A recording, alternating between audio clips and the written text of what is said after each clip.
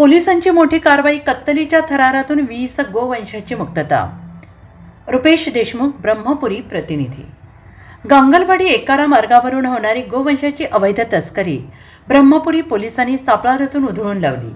या कारवाईत पोलिसांनी 2 पिकअप वाहने क्रमांक MH49 AT 8332 आणि MH 27 DT 1542 जप्त करून कोंबलेल्या 20 गोवंशीय जनावरांची सुटका केली.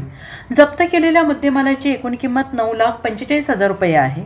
पोलिसांनी या प्रकरणी भूषण जंपलवार चंद्रपूर, गणेश गोहणे, अमित कोवे, विकास कळसकर सर्व राहणार चिखली तालुका मूल या 4 तस्करांना ताब्यात घेतलं आहे. तर अकील कुरेशी चंद्रपूर, रुपेश माहुरे आणि धनराज माहुरे नवेगाव खुर्द यांच्या विरोधात प्राणी संरक्षण आणि क्रूरता प्रतिबंधक कायद्यान्वये गुन्हा दाखल केला आहे.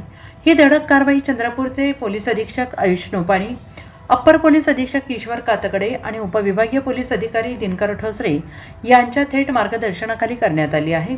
या कारवाईत पोलीस निरीक्षक प्रमोद बानबले, पोलीस उपनिरीक्षक बालाजी गोविंदराव चव्हाण, पोलीस अंमलदार अरुण पिसे, रतन लेनगुरे, मिलिंद नैताम, अमोल लोणबले आणि शुभम लेडांगे यांनी महत्त्वाची भूमिका बजावली असून ब्रह्मपुरी पोलीस पुढील तपास करत